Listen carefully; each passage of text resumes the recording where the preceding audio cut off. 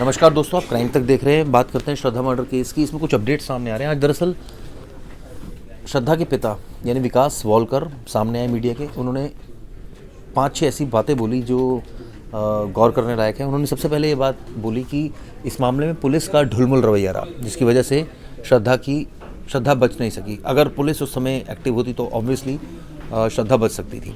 दूसरी बात उन्होंने बोली कि जो ऐप्स हैं इन पर बैन लगना चाहिए, क्योंकि ये जो ऐप हैं ये बिगाड़ रही हैं, यानी डेटिंग ऐप जो हैं वगैरह वगैरह। तीसरी जो उन्होंने इंपॉर्टेंट बात बोली वो ये बोली कि जो 18 साल की उम्र है उसमें बच्चों की काउंसलिंग होनी चाहिए। यानी कि ये तो ऑब्वियसली संविधान राइट देता है कि उस समय वोट का अधिकार है, तमाम बातें, लेकिन उसमें काउंसलिंग होनी चाहिए, क्योंकि काउंसलिंग के ज़रिए ही ये कहा जा सकता है कि बच्चे कुछ गलत नहीं करेंगे।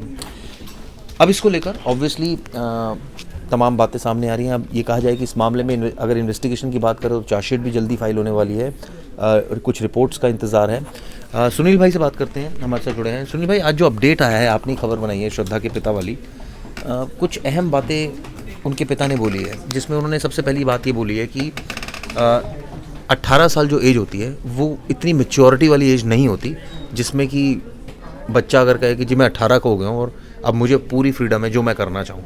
तो ऐसे में उनका कहना है कि तब भी परिवार को कुछ राइट्स देने चाहिए जो बच्चों को कंट्रोल में रखें। आप मानते हो कि बात थोड़ी बहुत सही लग रही है? देखिए, मुझे लगता है कि इंडिया के कानून के हिसाब से ना ये राइट और ये सब सारी चीज़ें मुझे नहीं लगता है कि बहुत ज़्यादा ये फ़र्क करती हैं, ठीक ना। क्योंकि जो बच्चे की परवरिश होती है, आप भाई 18 साल बच्चे जब भी आपके घर में है ना, तो 10 साल कम से कम इतने साल है, तो वो सब कुछ शुरुआत में ही सारी चीज़ें हो जाती हैं। अब ये कहें कि अलग से अधिकार तो कौन इसको मान रहा है, ठीक ना। अलग से दे करके हाँ ठीक है, काउंसलिंग करानी चाहिए। अगर आपको लगता है तो काउंसलिंग तो आप किसी भी टाइम पे करा सकते हैं, जो हमारे यहाँ लोग नहीं करते हैं।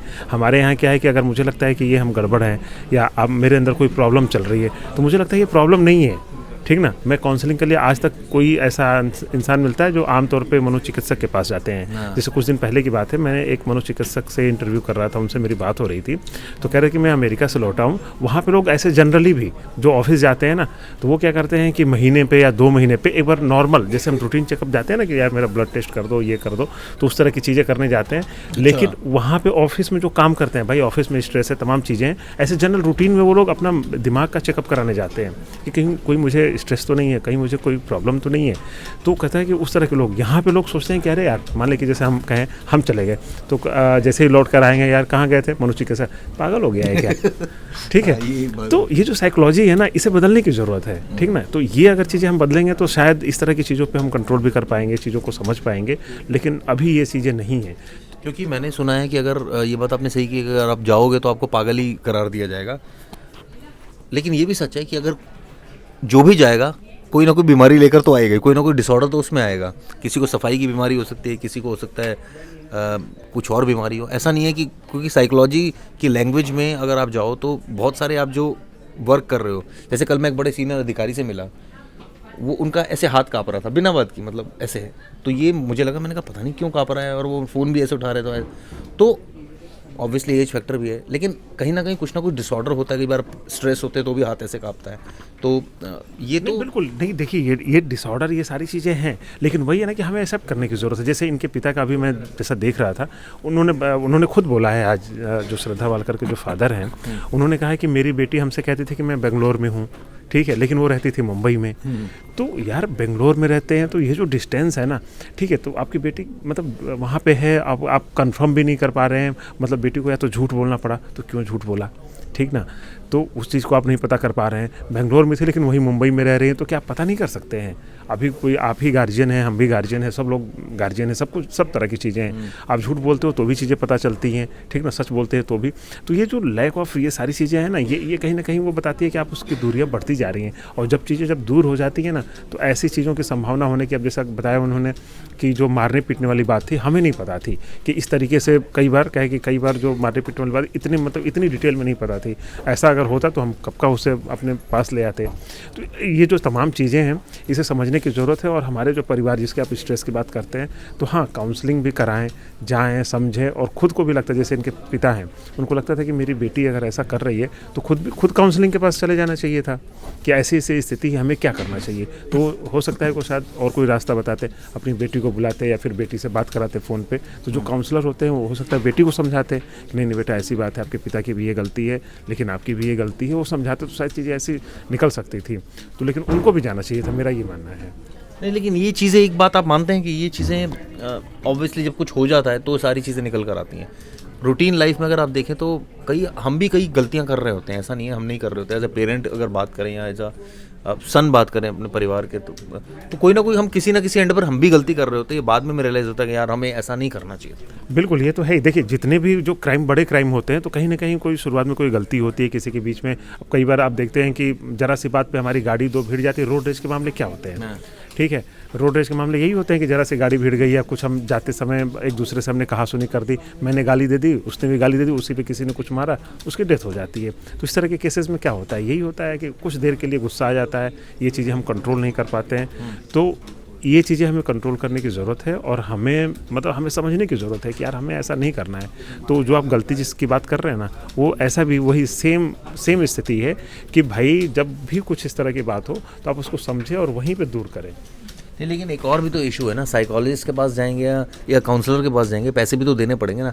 तो लोगों के पास ऑब्वियसली जब इस सिचुएशन में होते हैं वो सोचते हैं यार वेस्ट ऑफ मनी है, मैं क्यों खर्चा करूं, मतलब एज ए मीडियोकर अगर हम बात करें तो। हाँ बिल्कुल, मैं ये चीज़ समझ रहा हूँ चिराग भाई, लेकिन आपको इन चीज़ों से, जब भी आपका परिवार, मेरा मानना है कि देखिए परिवार से बड़ा कुछ भी नहीं है, ठीक है। तो जब ऐसी स्थिति, आपका बेटा है, बेटी है, किसी की भी हो, तो जब ऐसी स्थिति आती है तो हमें खुल करके आगे बढ़ना चाहिए। कई बार हम समाज से डर जाते हैं, कई बार ये लगता है कि समाज को क्या लगेगा। आप सब कुछ भूल जाइए। मैं पर्सनली कई लोगों को ये चीज़ राय देता हूँ कि आप सारी चीज़ें भूल जाइए कि समाज क्या कहेगा, पहले अपने बारे में सोचिए, अपने परिवार के बारे में सोचिए।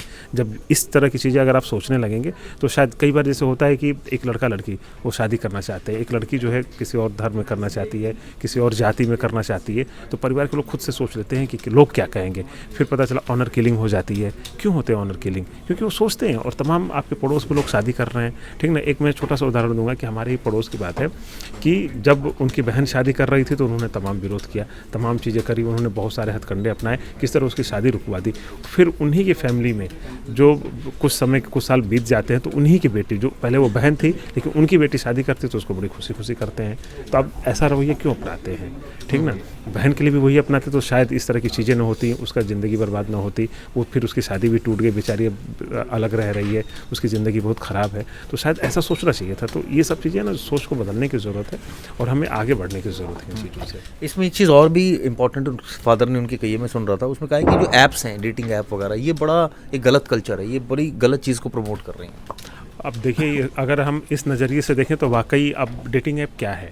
डेटिंग ऐप यही है कि एक लड़का एक लड़की मिलवा रहे हैं, उसमें तमाम जैसे फ्रेंडशिप तक तो ठीक है, लेकिन अगर इसका कोई मिसयूज करा, जैसे आफ्ताब ने इसका मिसयूज किया है। आप देख रहे हैं उसकी जो दूसरी गर्लफ्रेंड थी वो खुद आती है कमरे पर, जबकि वो साइकोलॉजिस्ट थी, आती है, रहती है, 2 दिन मिलती है, लेकिन उसे कुछ पता ही नहीं चलता है।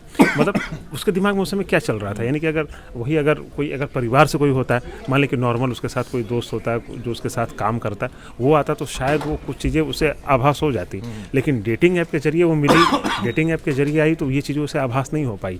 तो कहीं ना कहीं मेरा भी मानना है कि डेटिंग ऐप, ये सब तमाम चीज़ें, उस पर कुछ तो कंट्रोल रखने की ज़रूरत है, या तमाम चीज़ें, क्योंकि इससे फ़ायदा कम नुकसान ज़्यादा हो रहे हैं। सही बात है, फ़ायदा कम नुकसान। थैंक यू सुनील भाई। बात करते गोपाल सर से। गोपाल सर ने भी आज ये स्टोरी को बनाया है। गोपाल सर, आपकी दृष्टि से, जिस तरह से आपने देखा, आपकी भी बेटी है और आप तो बहुत कम्युनिकेशन करते हैं, इसमें कम्युनिकेशन गैप था बहुत तगड़े वाला। ऐसे में क्या वाकई इसके लिए परिवार, मतलब फादर जिम्मेदार हैं? किसी एक को इसमें जिम्मेदार ठहराना शायद ठीक नहीं है। स्थितियाँ और परिस्थितियाँ अलग अलग हैं, और ऐसे में ये कहा जा सकता है कि इसमें पिता को लेकर, कि पिता ने उसके साथ कम्युनिकेशन कैसे बना के रखा। क्योंकि देखिए, हर परिवार की स्थिति लगभग अलग अलग सी होती है और सबका जीने का तरीका भी अलग अलग है। हम अगर अपने बच्चों के साथ खुलकर बात करते हैं तो ये मेरी अपनी समझ है। आप अपने बच्चों के साथ खुलकर बात नहीं कर पाते हैं तो ये आपकी समझ है। हो सकता है कि किन्हीं बातों को लेकर आप उन बच्चों के साथ अपना एक डिस्टेंस बना के रखते हो। ऐसा बहुत से परिवारों में होता है और ख़ास तौर से उन तमाम परिवारों में ऐसी परंपरा शायद चली आ रही है जो पुराने ख़यालात के लोग हैं।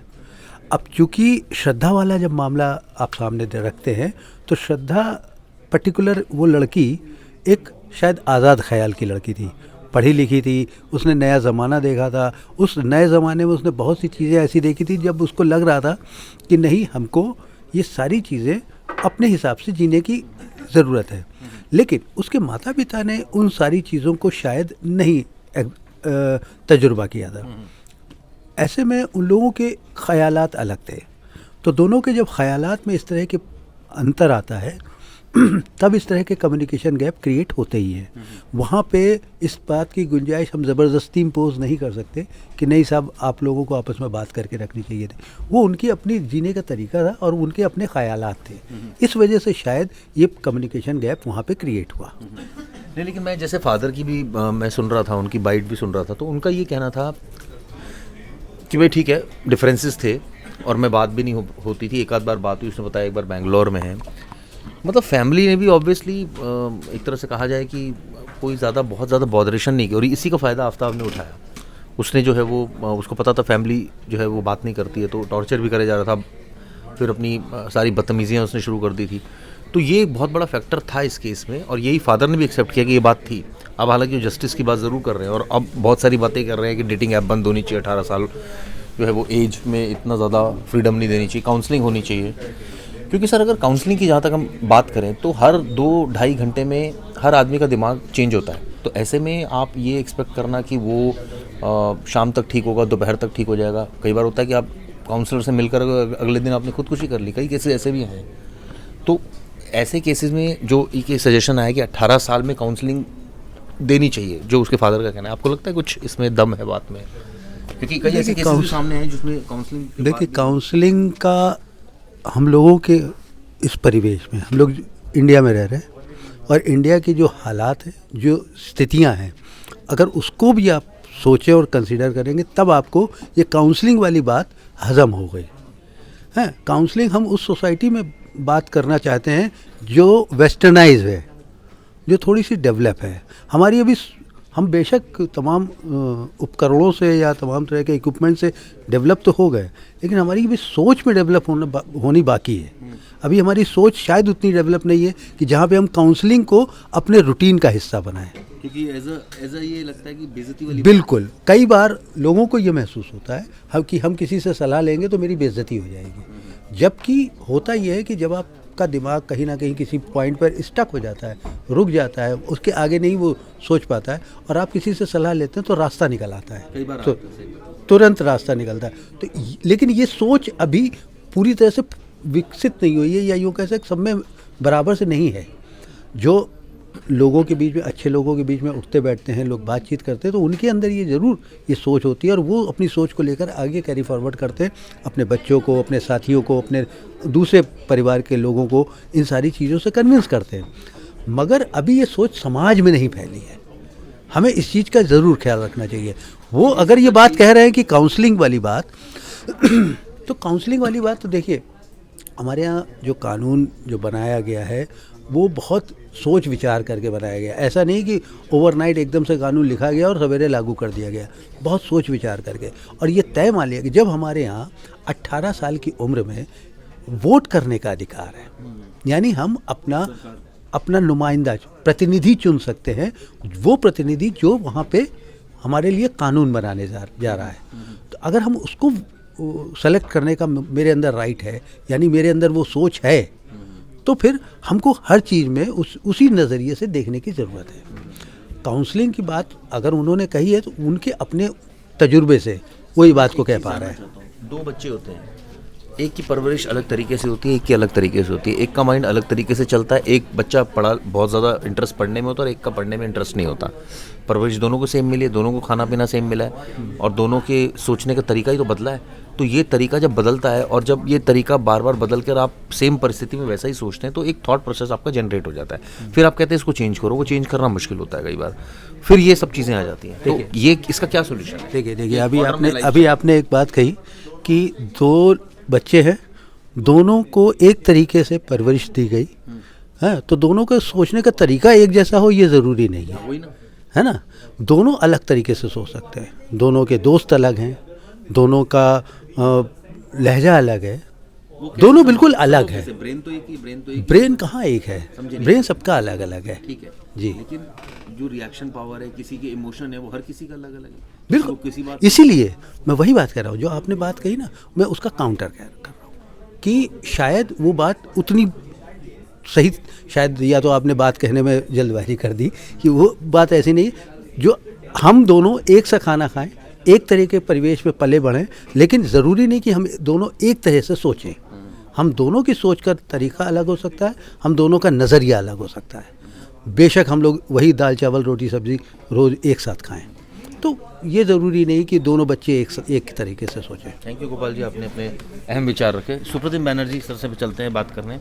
सुप्रतिम भाई, मैं आपसे जानना चाह रहा था, इस केस में 18 साल की एक डिबेट शुरू कर दी है और काफ़ी इसको देखा जाए ना तो एक तरह से बहुत लॉजिकल लग रहा है ये डिबेट। क्यों? क्योंकि 18 साल हर किसी का, देखिए मेरा सवाल ये कि हर किसी का अपना अपब्रिंगिंग होता है। कई बच्चे होते हैं जो बड़े फैमिली ओरिएंटेड होते हैं, फैमिली की बात मानते हैं, अच्छे स्कोर करते हैं लाइफ में, उसके बाद धीरे धीरे उनका एडमिशन होता है, परिवार भी प्लान्ड होता है, फिर उसके बाद उनको अच्छी जगह उनको प्लेसमेंट हो आती है। कई होते हैं बच्चे जो शुरुआत सेम परवरिश होती है, सेम सब कुछ होता है, लेकिन वो पढ़ाई में उनका इंटरेस्ट नहीं होता, वो स्पोर्ट्स में चले जाते हैं या किसी और जगह चले जाते हैं, दिमाग कहीं और चला जाता है। उसके बाद फिर उनको ऑफ ट्रैक से ऑन ट्रैक लाया जाता है बड़ी मुश्किल से कोशिश करके, और फिर वो अधिकारों की अपनी बात करने लग जाती है। यानी जो ये जो खिचड़ी है, एक सीधा चल रहा है और एक ऐसे घूम के चल रहा है, इसको मैं कहूँ तो ये चीज़ में फिर हमें काउंसलर की ज़रूरत पड़ती है जो ऐसे घूम के चल रहा है कि उसको काउंसलिंग दो, वो सीधा चले, राइट। यही मतलब है काउंसलिंग का। तो आपको लगता है कि 18 ईयर्स का जो एक फैक्टर है, मुझे लगता है काफ़ी इंपॉर्टेंट बात उन्होंने बोली कि भाई 18 साल में तो आज की डेट में यहाँ की जो परिस्थितियाँ हैं उसके हिसाब से क्या वाकई इतना माइंड डेवलप हो जाता है? देखिए, इसमें कई सारे पहलू हैं। सबसे पहले तो श्रद्धा के पिता ने जो बात कही है उसका एक बार जिक्र कर लेते हैं। श्रद्धा के पिता ने ये कही कि 18 साल के जब लड़के लड़कियां हो जाएं तो उनकी काउंसलिंग होनी चाहिए। तो ये कोई उन्होंने फ्लैट काउंसलिंग की बात नहीं कही, मतलब जो भी लड़के लड़कियां 18 साल की हो जाए उनको काउंसलर से मिलाओ, काउंसलिंग हो, ये नहीं। लेकिन जो लड़के मान लो या रिबेल कर रहे हैं घर में, या लड़कियां विद्रोह कर रही हैं, मम्मी पापा जो उनके इमीडिएट कस्टोडियन हैं, मम्मी पापा जो उनके खैरख्वाह हैं, उन बचपन से उनको पाल कर बड़ा कर रहे हैं, अगर उनकी बात वो बच्चे नहीं मान रहे हैं तो कई बार ऐसा होता है कि घर के लोगों को बच्चे और अपने लोग भी फॉर ग्रांटेड ले लेते हैं। लेकिन बाहर से जब कोई आदमी आकर कुछ समझाता है तो वो बात बड़ी दिमाग पर असर भी करती है। और जब कोई क्वालिफाइड साइकोलॉजिस्ट जिसको पता है कि इस तरह के नाजुक मसलों को किस तरह से डील करना है, अगर वो लड़के लड़की से बात करते हैं तो उसका एक अलग इम्पैक्ट होता है। तो श्रद्धा के पापा ने ये जो बात कही है कि 18 साल की उम्र में जब इस तरह के इश्यूज़ क्रिएट हो रहे हैं वहाँ पर काउंसलिंग होनी चाहिए, तो मेरे हिसाब से उन्होंने बहुत सही बात कही है और इस चीज़ पर अटेंशन देना, ध्यान देना बहुत ज़्यादा ज़रूरी है। एक बात मैं और जोड़ना चाहता हूँ, जैसे गोपाल सर से अभी आपकी बातचीत हो रही थी, गोपाल सर ने ये कहा कि 18 साल की उम्र में बच्चे इतने मैच्योर हो जाते हैं कि उनको वोटिंग राइट सरकार ने दिया है। ओवरनाइट कानून नहीं बना हमारे देश में, उस पर भी डिबेट हुआ, तब 18 साल पर वोटिंग राइट दिया गया। तो अगर इतने मैच्योर बच्चे हो जाते हैं तो फिर आज और हमारा जिस तरह का परिवेश है उसमें काउंसलर वाली बात बहुत फिट नहीं लगती, क्योंकि लोग शायद काउंसलर से मिलने जुलने से भी हिचकते हैं और एक स्टिग्मा टाइप की चीज़ है। तो स्टिग्मा वाली बात तो मैं मानता हूँ, लेकिन सिर्फ वोटिंग राइट दे दिए जाने से ही 18 साल की उम्र का हर लड़का या लड़की अपने बारे में सही फैसला कर पाएगा, ये ज़रूरी नहीं है। क्योंकि 18 साल का जो एज है वो एडोलेसेंट एज के बाद जस्ट एडल्ट होने की शुरुआत है।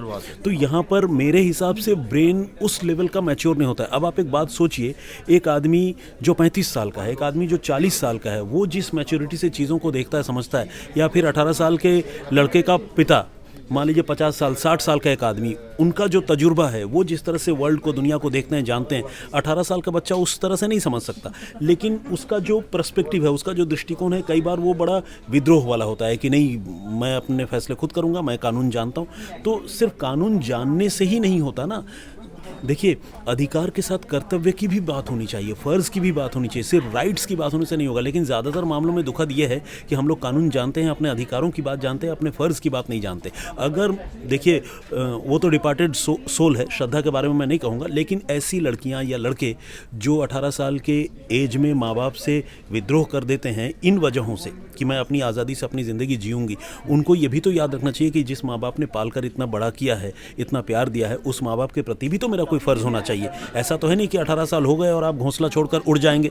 तो इस सोच को पहुंचाने के लिए मैं मानता हूं कि बच्चे उतने मैच्योर नहीं होते, उनकी काउंसलिंग होनी चाहिए। ये मेरा पॉइंट ऑफ व्यू है जी। नहीं, आपने बात तो दुरुस्त कही, क्योंकि वो एज ही ऐसी है कि उसमें आप डिसीजन नहीं ले पाते, बड़े बड़े लाइफ के डिसीजन कई बार लेने पड़ जाते कई हैं। लोग मैच्योर भी होते हैं, कई लोग करेक्ट डिसीजन लेते हैं। सारे 18 साल के लड़के लड़कियां गलत ही कर रहे हैं ऐसा बिल्कुल नहीं, लेकिन कई बार अपने हितों की समझ नहीं होती है। इंसान अपने अधिकारों को लेकर इतना जागरूक होता है कि वो बाकी चीज़ों को भूल जाता है। ये केस वैसा ही है। श्रद्धा कदाचित ये भूल गई कि इसके कॉन्सिक्वेंसेस क्या हो सकते हैं, और कितना भयानक कॉन्सिक्वेंस हुआ देखिए, जिस पर हम इतने दिनों से चर्चा कर रहे हैं। नहीं, और ये भी कोई सोचता नहीं है ना कि ऐसा हादसा हो जाएगा या ये हो जाएगा सब। नहीं, मान लीजिए हादसा नहीं भी हो जाए तो भी फ्यूचर को लेकर आपके पेरेंट्स आपके लिए अगर सोचते हैं तो वो आपके भले के लिए सोचते हैं। मतलब एक प्रॉपर जॉब होना, एक सोशल सिक्योरिटी होना, है ना, एक आने वाले दिनों में जब आपका परिवार बढ़ेगा तो उस परिवार में का स्वरूप क्या होगा, है ना, आप मैरिड हैं, अनमैरिड हैं। देखिए, कानून भले कुछ भी इजाज़त दे दे, क्या जितने भी हमारे दर्शक हैं या हम लोग हैं, क्या हम इस चीज़ को बहुत इजीली एक्सेप्ट कर सकते हैं कि हमारे घर की लड़के भी या लड़कियां भी लिव इन में रहें? बिल्कुल, मतलब हम तुरंत इसको कह देंगे ओ लिव इन, जाओ जाओ, ऐसा तो नहीं होता ना। मतलब माँ बाप के और परिवार वालों के भी एक्सपेक्टेशन होते हैं, तो उन चीज़ों को भी वैल्यू देना चाहिए, मेरा ये कहना है। नहीं, इस केस में वैल्यू तो श्रद्धा ने नहीं दी, ये और हमें दिख रहा है, और परिवार भी लापरवाह था। इसको मैं इस सेंस में अगर बोलूँ तो कोई गलत नहीं है, क्योंकि आप भी ध्यान नहीं रख रहे अपने बच्चे का। आप कह रहे हैं मुझे 3 साल में पता लगा वो बेंगलोर में है, या परिवार, मतलब तो ये भी एक बड़ी अटपटी सी स्थिति है। चाहे आपकी ईगो हर्ट की है उस बच्चे ने, मैं मानता हूँ उसने आपका जो है वो जो जिस हिसाब से आप सोच रहे थे, जिस हिसाब से आप चाह रहे थे वो जीवन उसने नहीं जिया। नहीं चिराग, देखिए ऐसा है, मुझे ऐसा नहीं लगता कि ये ओवरनाइट या एक ही घटना पर हुआ होगा। श्रद्धा को उसके मम्मी पापा ने कई बार समझाया होगा। जब उसके रिलेशनशिप का पता चला होगा तब समझाया होगा, जब ये पता चला होगा कि अलग धर्म से ताल्लुक़ रखता है तब समझाया होगा। ये बात वो खुलकर स्वीकार कर रहे हैं। तो इस चीज़ को लेकर घर में कई बार आर्ग्यूमेंट्स हुए होंगे, डिबेट्स हुए होंगे, हॉट एक्सचेंज भी हुए होंगे। इसके बाद एक मोमेंट ऐसा आया जब श्रद्धा ने कह दिया कि मैं 18 साल की हूँ, आइंदा मेरे लाइफ में इंटरफेयर मत कीजिएगा। तो दिस वाज हाई टाइम।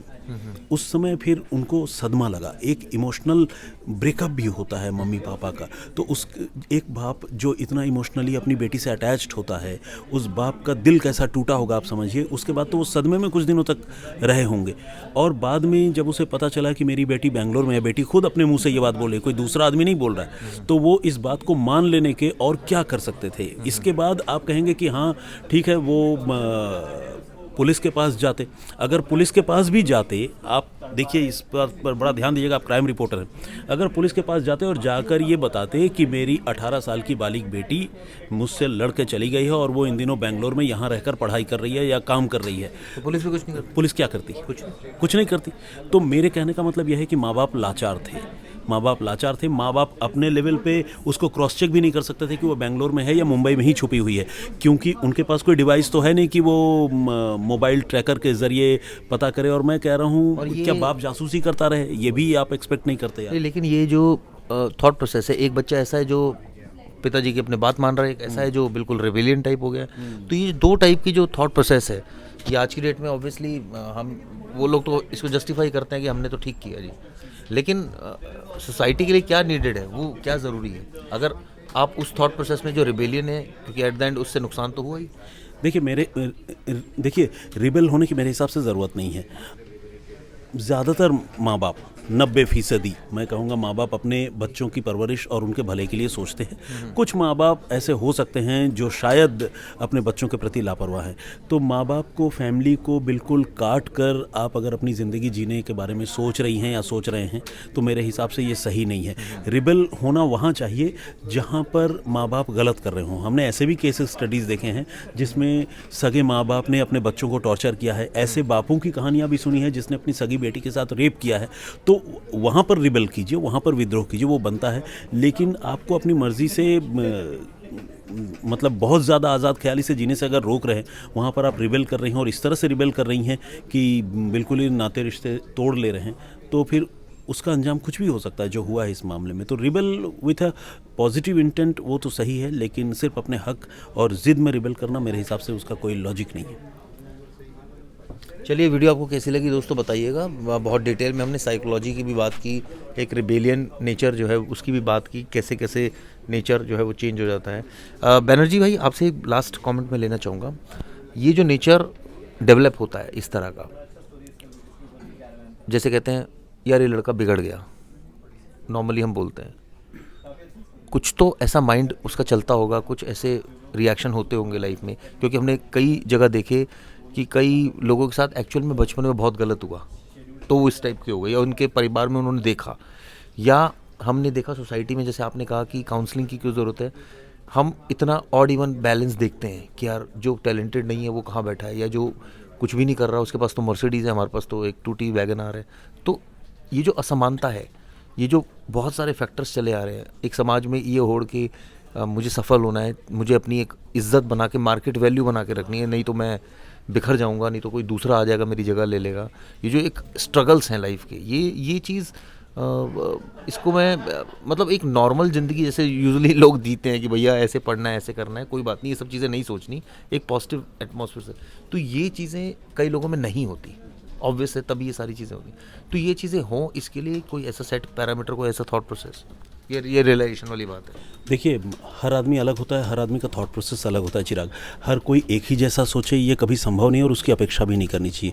लेकिन जिनका थॉट प्रोसेस पॉजिटिव नहीं है, या जो मान लीजिए आप कह रहे हैं ना कि बिगड़ गया, तो वैसे बिगड़े हुए लड़के लड़कियों को सुधारने के लिए या तो कानून की सख्ती या डंडा होता है, या फिर माँ बाप का प्यार और समझाइश होती है, और बीच में एक चीज़ जो बहुत इंपॉर्टेंट है जिसको वाकई हम इंडियन सोसाइटी में थोड़ा इग्नोर करते हैं, वो है काउंसलिंग। तो वो बहुत ज़रूरी है मेरे हिसाब से। कोई भी अगर नादान उम्र के लड़के लड़कियाँ अगर बहक रहे हैं, बिगड़ रहे हैं, तो उनको सुधारने के लिए काउंसलिंग बिल्कुल होनी चाहिए, और बहुत इस पर सीरियसली हमें सोचना चाहिए। हम शायद इस बहुत इंपॉर्टेंट फैक्टर को इग्नोर करते हैं, इस पर बहुत सोचने की ज़रूरत है। कई बार काउंसलिंग से हालात बदल जाते हैं, और काउंसलिंग मतलब ऐसा तो है नहीं कि कोई भी आदमी आकर काउंसलिंग करेगा वो एक क्वालिफाइड साइकोलॉजिस्ट होगा या साइकेट्रिस्ट होगा। तो ऐसे लोग जब काउंसलिंग करते हैं तो वो सारे पैरामीटर्स को चेक करते हुए ऐसा बात करते हैं, और वो ऐसा नहीं कि कोई रैंडमली चालू हो गए, कहीं पर भी खड़े होकर काउंसलिंग चालू कर दिया, ऐसा भी नहीं है। वो पहले केस समझते हैं, फिर डील करते हैं, उसके लिए अलग से पढ़ाई होती है। तो आप इन चीज़ों को हवा में नहीं ले सकते कि काउंसलिंग से कुछ नहीं होता, बहुत असर होता है और होना चाहिए काउंसलिंग मेरे हिसाब से। कभी आपको मौका लगा काउंसलिंग देने का, लेने का, कभी ऐसा? नहीं, लेने का तो सौभाग्य नहीं हुआ, देने का ज़रूर हुआ। मैं साइकोलॉजिस्ट तो कभी नहीं हूँ चिराग, मतलब दूर दूर तक मेरा सब्जेक्ट ज़रूर रहा है साइकोलॉजी, लेकिन मैं मतलब साइकोलॉजिस्ट नहीं हूँ। लेकिन मैंने काउंसलिंग की है। अब मैं आपको बताऊँ, एक केस स्टडी बताता हूँ। एक लड़का था, वो एक मैरिड लेडी से इतना इन्फैचुएशन में था, किसी के ज़रिए से वो मुझसे मिला, और मिलने के बाद उसने खुद वो सारी बातें मुझे बताई, और उसने अपने ऑब्सेशन के बारे में बताया। वो पढ़ाई लिखाई छोड़कर जो है सिर्फ इसी तरफ भाग रहा था। तो समहाउ वो उसने मुझे सुना, मैंने उसे समझाया, और आपको अच्छा लगेगा जानकर चिराग कि मेरे समझाने का उस पर असर हुआ, जबकि उससे पहले मैं कभी उससे मिला नहीं था। फ़ोन पर ही समझाया। आज की तारीख में वो बीच बीच में मुझे फ़ोन करता है, और वो उस जो हेलुसिनेशन वाला जो स्टेज था, एक दिमागी फितूर वाला, उससे बाहर निकल गया वो लड़का। तो इस तरह के बहुत हुए, और कई एक ऐसे लोग भी मिले जीवन में जो खुदकुशी करने जा रहे थे, जिन्होंने मुझे फ़ोन किया एहन मौके पर कि बैनर्जी साहब मैं करने जा रहा हूँ। मैंने 2 लोग हैं दिल्ली में ही जिनसे मैंने बातचीत की और थैंक गॉड कि दोनों अभी इस दुनिया में हैं और उन्होंने वो इरादा बदल दिया। तो आपकी काउंसलिंग का बड़ा काउंसलिंग? रोल, बिल्कुल मैं इस पर तो दर्शकों, अगर आपको काउंसलिंग चाहिए तो सुप्रतिम बैनर्जी भाई से आप कंसल्ट कर सकते हैं। मैंने आपको पहले ही बताया कि मैं कोई साइकोलॉजिस्ट नहीं हूँ, लेकिन मैं बात कर सकता हूँ और मतलब लोगों को समझाने की कोशिश कर सकता हूँ। ये वीडियो कैसे लगी ज़रूर बताइएगा।